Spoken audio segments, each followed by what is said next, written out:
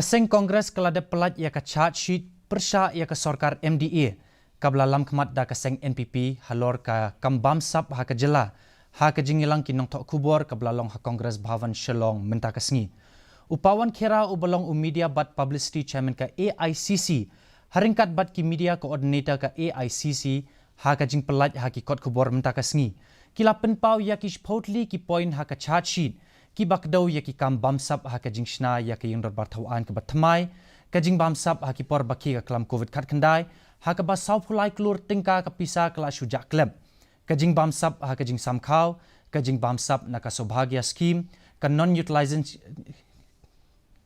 non utilization certificates ka ba shongdor sanspa klur tingka hapo jang ka muda ka jing bamsap na ka jing shalan yo doyong bat kiwe We've done some research. Not much effort required, because every single citizen of this beautiful state knows what we are about to say. They are aware of what went wrong. Everybody knows that the temple of democracy, which is the assembly, how the dome fell.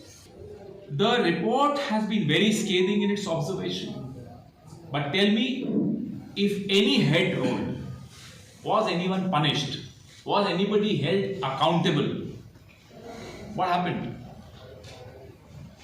You can't put such a beautiful state to shame because